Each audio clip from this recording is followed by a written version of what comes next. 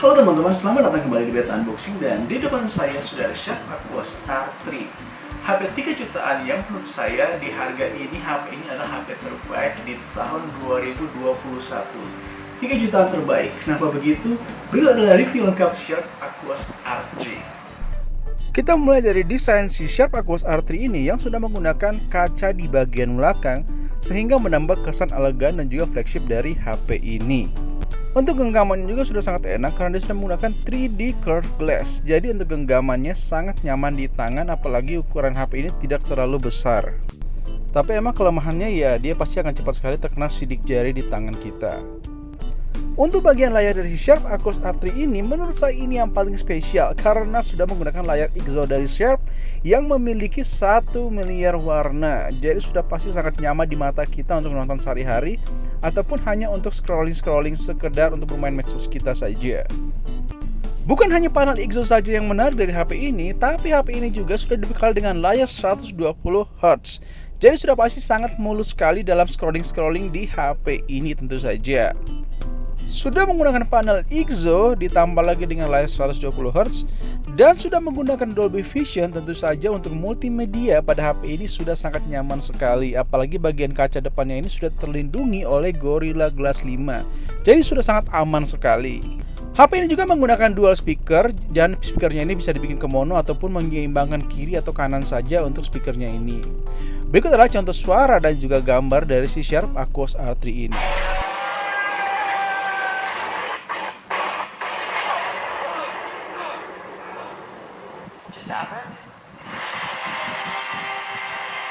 Tablet from the stability of space-time. Multiverse is a concept about which we know frighteningly little. Problem is you try to live 2 different lives. The longer you do it, the more dangerous it becomes.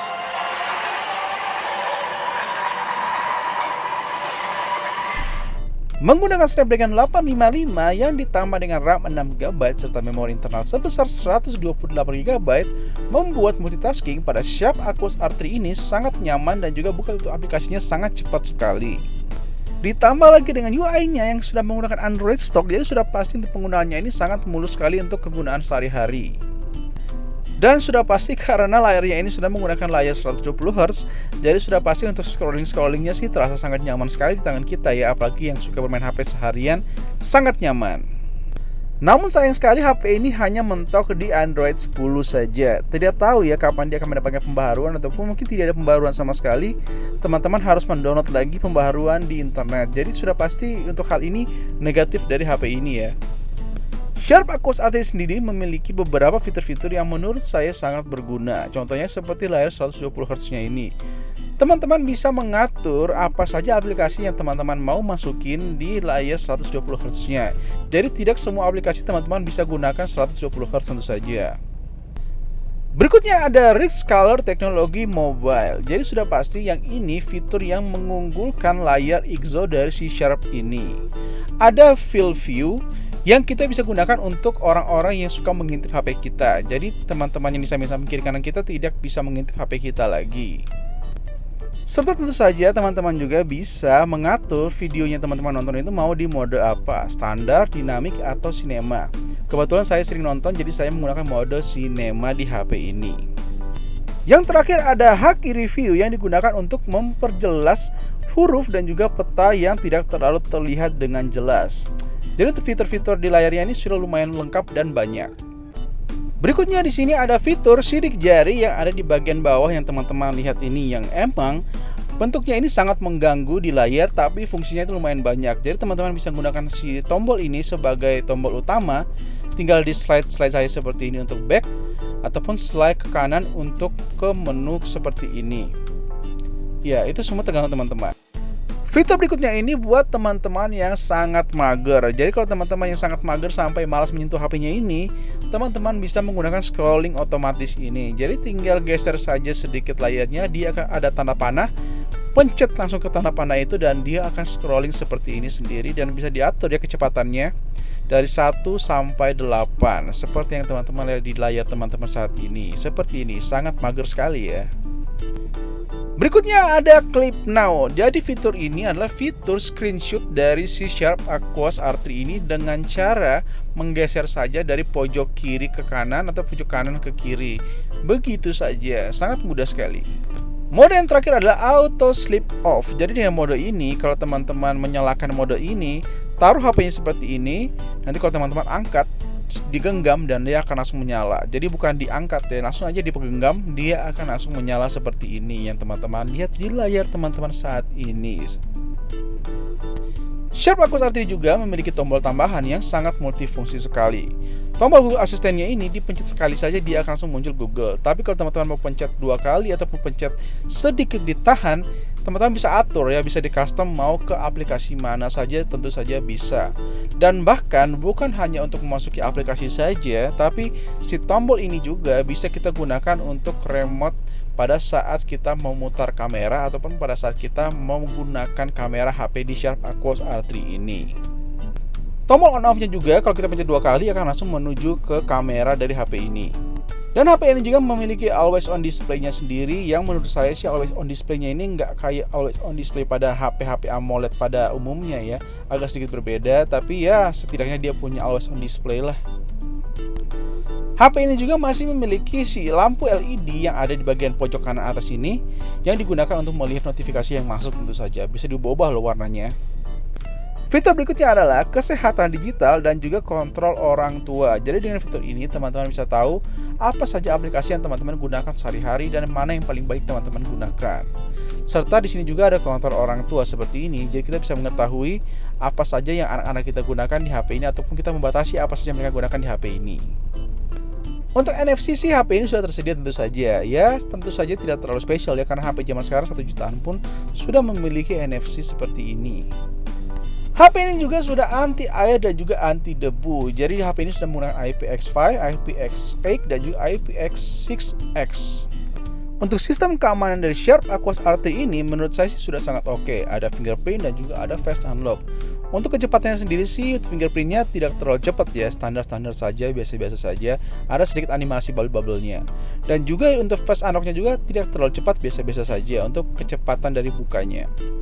Dan satu lagi bagian terlemah dari HP ini adalah si baterainya ini hanya sebesar 3200 mAh yang sayang sekali tidak membawa fast charging apapun. Jadi dia hanya membawa charger sebesar 10 watt saja, yang kalau diisi itu dari 2% sampai 100% itu sekitar 2,5 jam kurang lebihnya. Dan untuk penggunaan sehari-harinya sendiri sih tidak bisa sampai 1 harian full ya. Teman-teman harus sekali cas lagi untuk bisa seharian. Untuk skor Antutu dari Sharp Aquos R3 ini sebesar 387 ribuan. Ini sudah lumayan besar ya teman-teman. Berikut adalah contoh bermain game di Sharp Aquos R3 ini. Untuk game pertama di sini saya akan bermain PUBG Mobile, tapi saya nggak akan bermain ya. Saya di sini cuma untuk menunjukkan saja grafiknya sampai di mana. Dan kalau teman-teman lihat di sini grafiknya itu sampai di Ultra HD. Ultra HD di HP harga 3 jutaan teman-teman. Jadi sudah pasti ini sangat worth it sekali untuk teman-teman miliki ya. Ya, dia juga bisa di Smooth Extreme dan juga di Medium Extreme, SD Extreme, HDR Extreme, dan juga sudah pasti ultranya ini sampai di Ultra HD Ultra ya kalau nggak salah. Ini dia seperti ini. Sangat oke sekali untuk grafiknya. Game berikutnya yang lumayan berat adalah si Genshin Impact ini, yang kalau teman-teman lihat di sini saya menggunakan settingan 60 fps. Saya akan menunjukkan kepada teman-teman di sini adalah grafiknya saya bikin ke semuanya rata kanan ya. Jadi semuanya ini grafiknya ke tinggi, dan saya akan bikin FPS-nya ini ke 60 fps seperti yang teman-teman lihat ini. Jadi untuk penggunaannya ini emang tidak bisa dibilang terlalu mulus, karena kalau kita main sekitar 30 menit sampai 1 jam lamanya, HP ini akan mulai ngedrop ya untuk bermain game seperti Genshin Impact ini, dan dia akan langsung turun ke sekitar 20-30 fps. Ya lumayan besar sih ya jauhnya dari pas kita pertama kali main sampai di 1 jam kita bermain. Seperti yang teman-teman lihat ini sekarang masih aman ya. Nanti kalau sudah bermain sekitar 30 menit sampai 1 jam baru terasa lumayan berat. Berikutnya di sini ada Asphalt 9. Jadi ini adalah game yang menurut saya sih kalau bilang berat ya gak terlalu berat-berat sekali juga, tapi grafiknya harus lumayan tinggi ya, dan juga FPS-nya ini bisa selalu didukung di 60 FPS bagusnya untuk si Asphalt 9 ini. Jadi sudah pasti si Snapdragon 855 ini masih superior sekali untuk game-game seperti ini ya, tidak terlalu bermasalah. Bahkan kalau teman-teman lihat di sini sangat lancar-lancar saja, sama sekali tidak ada kendala, tidak ada frame drop sama sekali, dan dia berjalan sangat mulus di grafik tertingginya. Serta bukan cuma grafik tertingginya saja, tapi dia sangat mulus di 60 fps seperti yang teman-teman lihat di layar teman-teman saat ini. Jadi untuk bermain game-game yang ringan sudah pasti akan sangat mulus ya. Jadi ini tidak ada masalah sama sekali untuk game-game yang ringan. Kalau game-game berat mungkin agak sedikit bermasalah kalau kita bermainnya agak lama saja. Tapi untuk bermain game secara keseluruhan di Snapdragon 855 saat ini masih sangat oke sekali teman-teman. Mantap. Satu lagi kelemahan dari si Sharp Aquos RT ini adalah fitur-fitur dari kameranya yang menurut saya tidak terlalu banyak ya. Jadi kalau teman-teman di sini tidak ada mode malam juga. Jadi kalau foto di malam hari itu menurut saya tidak terlalu spesial. Bahkan hasilnya bisa jelek ya teman-teman. Kalau untuk videonya sendiri sih menurut saya sudah sangat bagus, stabil sekali, apalagi di video yang menggunakan kamera ultrawide ya. Bisa sampai di 60 fps, 1080p dan juga 4K. Kamera depan dari Sharp Aquos RT ini sebesar 16,3 megapiksel yang kalau kita gunakan di cahaya yang cukup, hasilnya sudah lumayan bagus, apalagi perekamannya sampai di 4K. Dan di bagian belakang teman-teman akan menemukan dua buah kamera, yaitu kamera utama sebesar 12,2 megapiksel yang ditambah dengan kamera ultrawide 20,1 megapiksel yang sekali lagi kalau di cahaya yang cukup sudah sangat bagus. Berikut adalah hasil contoh video dan juga foto dari Sharp Aquos R3.